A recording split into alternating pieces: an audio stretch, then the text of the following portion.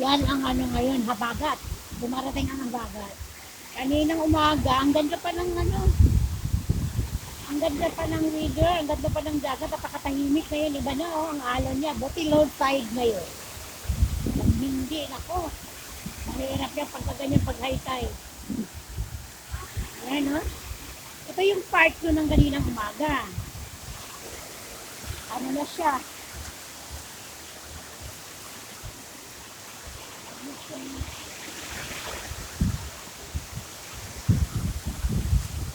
Ayan, dito, babalikan natin yung kanina dito. Yung, yung nabubulok na simento. Kala ko, yung pala kapag ka, 40 years, kasi 15 years, ganda ako nung ginagkilayo ito eh. 55 na ako ngayon. So, 40 years na pala itong bahay na ito. Nabubulok na simento. Hindi mo ganun pala. Walang na talaga yung palitrap.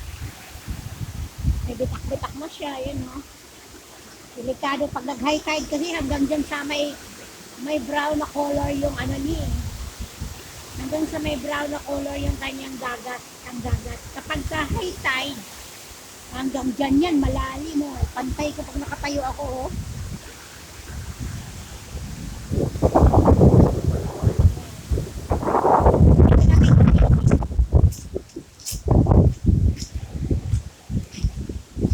Yung ilog na pinaano ko, pinatambakan ko ng 10 sako ng graba. Tapos tumaas siya yan, oh. Meron ng sariling ano, tapos yun, uy, may tuta. Ayan siya, hello. Wala yan, wala. Dati may karapatan, daming karapatan niya, oh, kawawa niya. Ayan, ang lalim na niya, oh. Yan, yan, yan. Ayan siya.